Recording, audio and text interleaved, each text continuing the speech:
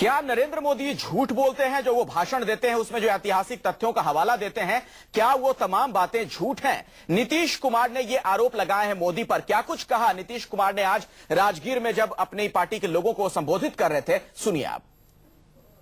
अगर महाभारत काल को याद करें तो कर्ण की याद आती है। अगर गुप्त वंश की याद करें तो चंद्रगुप्त की राजनीति हमें प्रेरणा देती है। अगर हम गणतंत्र की बात करें तो आज भी वैशाली का गणतंत्र पूरे विश्व में सिरमौर है। इतिहास का तो अद्भुत ज्ञान है। चंद्रगुप्त गुप्त वंश के हो गए, मौर्य वंश के सिरमौर चंद्रगुप्त,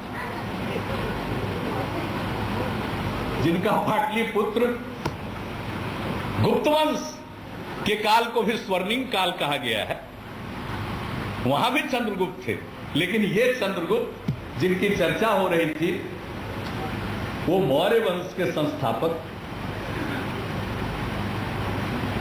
उन्हीं का पोता अशोक था। सुधांशु मित्तल जी, सीधा सवाल आपसे है, क्या वजह है कि इस तरह की जानकारियां, भ्रामक जानकारियां दे रहे हैं मोदी? अगर आपने मोदी जी का बयान सुना होगा तो उसका मूल भाव क्या था कि चंद्रगुप्त जो हैं वो हमें इंस्पायर करते हैं, वो हमें उत्साहित करते हैं। चंद्रगुप्त जी उत्साहित करते हैं, नहीं करते हैं? उसका नीतीश कुमार जी को समझ शायद नहीं आता है। ठीक है, उनको समझ आ रहा है कि नहीं, अरे भाई वो गुप्त वंश नहीं मौर्य वंश थे। अच्छा चलिए, प्रश्न उनके वंशज होने का था, एक और बयान हम आपको सुनवाते हैं। एक और बयान हम आपको सुनवाते हैं। थोड़ा सा राजनीति में ये कहना चाहता हूं, मोदी का सफेद झूठ है। सुनिए पहले आप। प्रधानमंत्री की टेबल पर हम और हमारे बिहार के मित्र मुख्यमंत्री दोनों एक ही टेबल पे भोजन पे आ गए। भोजन परोसा जा रहा था लेकिन वो खाना खा नहीं रहे थे, इधर उधर देख रहे थे, चारों तरफ देख रहे थे। मैं प्रधानमंत्री के सामने देखूं, उनके सामने देखूं, मैं परेशान था कि भाई बात क्या है। फिर मुझे समझ में आया। मैंने मेरे मित्र को कहा, अरे भाई चिंता मत करो, कोई कैमरे वाला नहीं है, खा लो।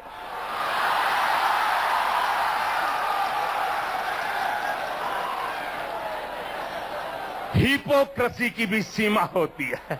एक झूठी कथा भी कही। प्रधानमंत्री के किसी भोज के किसी टेबल पर हम और वो आमने सामने कभी नहीं बैठे। ये बनावटी है, वैसे ही हवा जैसे बनावटी है। कुदरत की हवा नहीं है, ब्लोअर से दी जाने वाली हवा है। उसी तरह से कहानी भी झूठी। कथा सुना रहे थे, एक कथावाचक जो वहीं के हैं उनका हस्र तो देख ही रहे हैं ना आप लोग। सुधांशु मित्तल जी, क्या किस्सा गोई में माहिर हो गए मोदी? इस तरह की कहानियां कहां से बोल लेते हैं? मैं हैरान हूं कि जिस आदमी का सफेद झूठ कल रात आप ही के चैनल ने पकड़ के सबको दिखाया, वो आज आदमी दूसरों को झूठा कह रहा है। विश्वसनीयता किसकी है?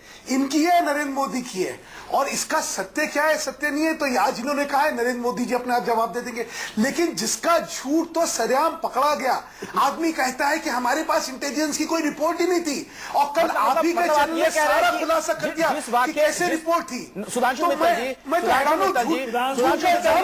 जो सवाल है उनका जवाब दीजिए। आप ये कहना चाह रहे हैं कि जो बातें मोदी ने कही है, जिस तरह से बातचीत हुई थी, हिपोक्रेसी का जो जिक्र करे वो सही बात है, ये कह रहे हैं आप सुधांशु जी?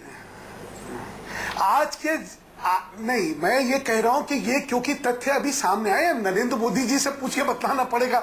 भैया मैंने तो अभी तक उनसे पूछा नहीं है, तो लेकिन मेरा ये मानना है कि नरेंद्र मोदी जी का आज तक का आचरण में इस तरह के झूठ बोलने की उनकी कोई परंपरा नहीं है। नीतीश कुमार जी की जरूर परंपरा है। 2003 में तारीफ करने के बाद वो उनको सांप्रदायिक पाते हैं, कल झूठ बोलते पकड़े गए। राजीव जी, आपने नीतीश कुमार जी के बारे में राजीव जी आपके पास आऊंगा, लेकिन मुकेश नायक जी आपसे मेरा सवाल है, अब नीतीश और मोदी अगर एक दूसरे के बारे में इस कहानी को लेकर कह रहे हैं कि दोनों झूठ बोल रहे हैं, तो तीसरी पार्टी तो प्रधानमंत्री ही बसते हैं जो कि उस खाने की टेबल पे थे। अब आपको कहीं हो सकता है प्रधानमंत्री मनमोहन सिंह से पूछना पड़े कि कौन सच बोल रहा है, कौन झूठ कह रहा है। देखिए, मेरा ये कहना है कि 17 साल ये लोग साथ में रहे हैं, इसलिए ये एक दूसरे के बारे में जो बात कह रहे हैं वो ज्यादा प्रमाणिक है। जो नीतीश कुमार जी इनके बारे में बात कह रहे हैं और ये जो नीतीश कुमार के बारे में बात कह रहे हैं, ये 17 साल के घनिष्ठ संबंधों का परिणाम है। लेकिन मैं ये कहना चाहूंगा, मैं मित्तल जी से एक प्रश्न पूछना चाहूंगा कि हरियाणा की एक सभा में मोदी जी ने ये कहा कि मैं सैनिक बनना चाहता था, लेकिन मैं गरीब था, मेरे पास फीस देने के लिए पैसे नहीं थे, इसलिए मैं सैनिक स्कूल में नहीं पढ़ पाया। बाद में लोगों को यह पता चला कि जिस सैनिक स्कूल की वो बात कर रहे हैं उसमें फीस लगती ही नहीं है। ठीक है, इस मैं इस पर जवाब लूंगा और साहब से मैं जवाब लूंगा। नीतीश कुमार, क्या नरेंद्र मोदी की सोच फांसीवादी है? क्या उनका आचरण हिटलर की तरह है? ये आरोप लगाए हैं नीतीश कुमार ने। उन्होंने साफ तौर पर यह कहा कि जो बयान अपनी सभाओं में देते हैं मोदी कि चुन चुनकर इनसे बदला लेना है, आखिर इसका क्या मतलब है? क्या विरोध का स्वर बर्दाश्त नहीं है नरेंद्र मोदी को? किस तरह से नीतीश कुमार ने मोदी के भाषण पर वार किया है, सुनिए पहले जरा, उसके बाद इस पर हम चर्चा करेंगे। भाइयों बहनों, मैं पूछना चाहता हूं, क्या ये विश्वासघात है? ये विश्वासघात है? ये विश्वासघात है? ये विश्वासघात करने वालों को सजा दोगे? ये विश्वासघात करने वालों को सजा दोगे? ये विश्वासघात वालों को उखाड़ के फेंक दोगे? चुन चुन के साफ कर दोगे? किस तरह की उत्तेजना पैदा कर रहे हैं? कहा गया सजा दोगे, सजा दोगे, सजा दोगे। सबका समर्थन कहेगा हां, आगे तो थोड़ा दूर हार्डकोर समर्थक रहता ही है।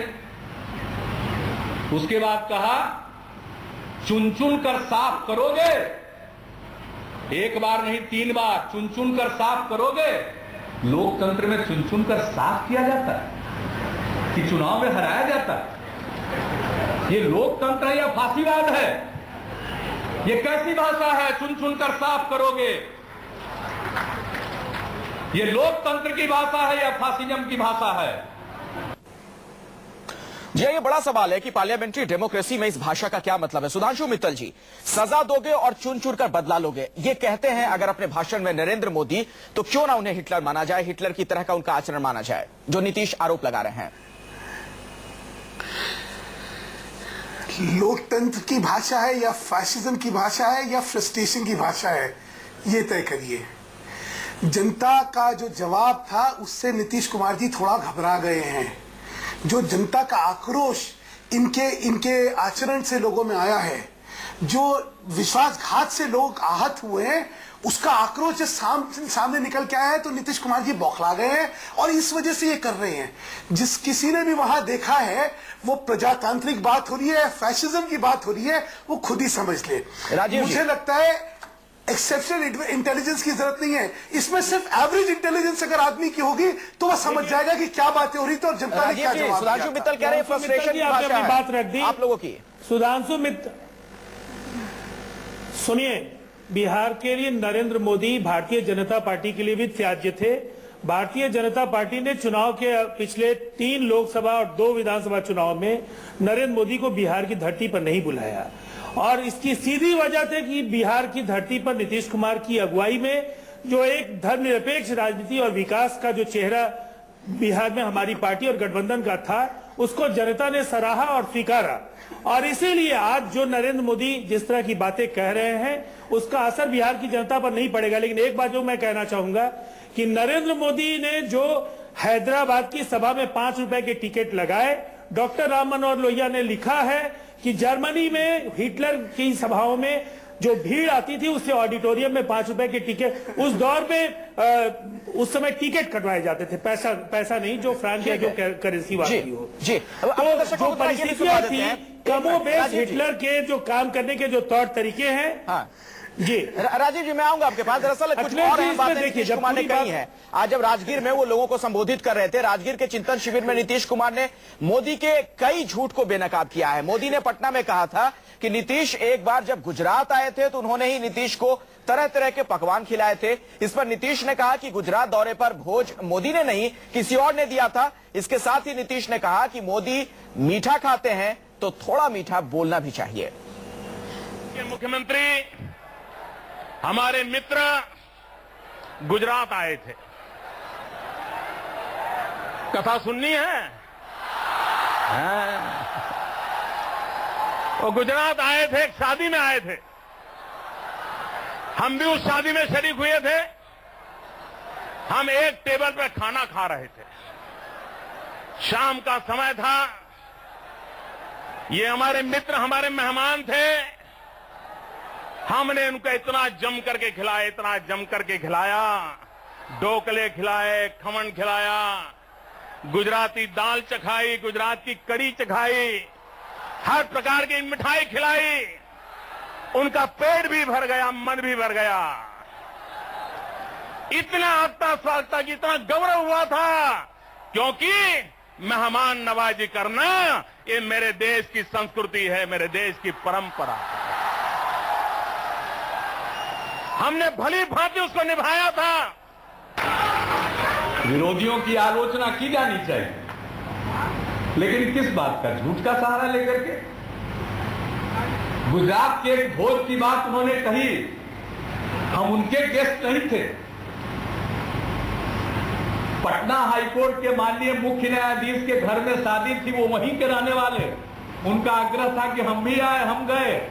हम भी गेस्ट थे, वे भी गेस्ट थे। दोनों को भट्ट साहब ने खिलाया था। ढोकला खिलाया, जो भी खिलाया उन्होंने खिलाया। सुधांशु मित्तल जी, ये झूठी कहानियां क्यों सुनाई जा रही हैं? कौन सी राजनीति आखिर हो रही है?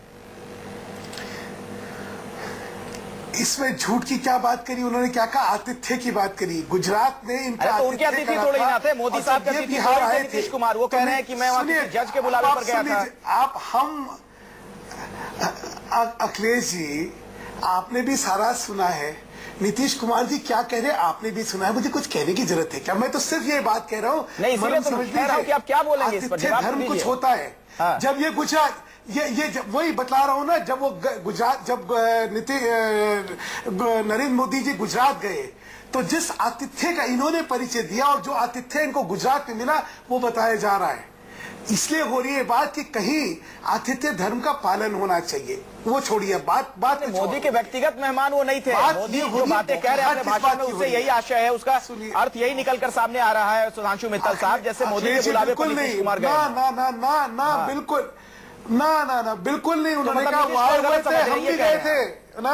गलत बात नहीं। तो तस्वीर साफ कीजिए ना, बिल्कुल गलत समझे, गलत परिप्रेक्ष्य में लेके वो जो है क्या मतलब निकलता है वही बता दीजिए ना। तस्वीर तो सामने की गुजरात का आतिथ्य, वो ये बता रहे गुजरात का ये आतिथ्य था। राजीव जी क्यों नहीं समझ पा रहे हैं आप? ये गुजरात के आतिथ्य की बात मोदी कर रहे हैं। बहुत बड़े फलक पे देखिए, बड़े संदर्भ में देखिए इसको।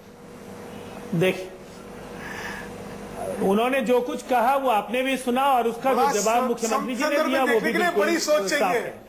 ये नरेंद्र मोदी का जो व्यक्तित्व है, झूठ और अफवाहों पर आधारित ये पूरा का पूरा व्यक्तित्व। और भारतीय जनता पार्टी नरेंद्र मोदी के बाद की जो पार्टी है, ये भारतीय अफवाह पार्टी इसका नाम होना चाहिए। तक्षशिला को उन्होंने हिंदुस्तान का हिस्सा बता दिया, बिहार का हिस्सा बता दिया।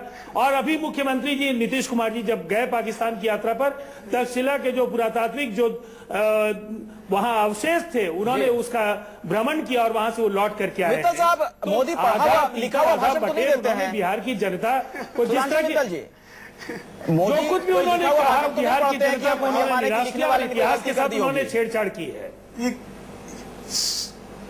सुनाई नहीं दे रहा। आप अखिलेश जी तो सुन पाऊंगा मैं। सुधांशु जी, आप बताएं। मैं ये कह रहा हूं आपको कि नरेंद्र मोदी के बारे में माना जाता है कि लिखा हुआ भाषण वो नहीं पढ़ते हैं। ऐसे में हम ये नहीं मान सकते कि किसी दूसरे शख्स ने उन्हें गलत जानकारी दे दी। ऐतिहासिक तथ्यों का गलत हवाला मोदी क्यों दे रहे हैं? मैं तो दूसरी बात कह रहा हूं। आज बड़ा कष्ट हो रहा है इन सबको। जब 2003 के अंदर नीतीश कुमार जी उनकी इज्जत में अब बोलने, अरे भाई मुझे बोलने दीजिए। आप जब बोलते मैं नहीं बीच में बोलता। जब 2003 में नीतीश कुमार जी गए और इनकी शान में कसीदे पढ़ रहे थे, तो शायद मोदी जी की खमियां। ठीक है, उस पर हम चर्चा करेंगे। हम लोग स्टूडियो में बात कर चुके हैं, लेकिन मैंने जो सवाल आज के बहस को जिन सवालों पर बहस है वही होने पूछ क्या रहे हैं? एक मिनट सुधांशु जी।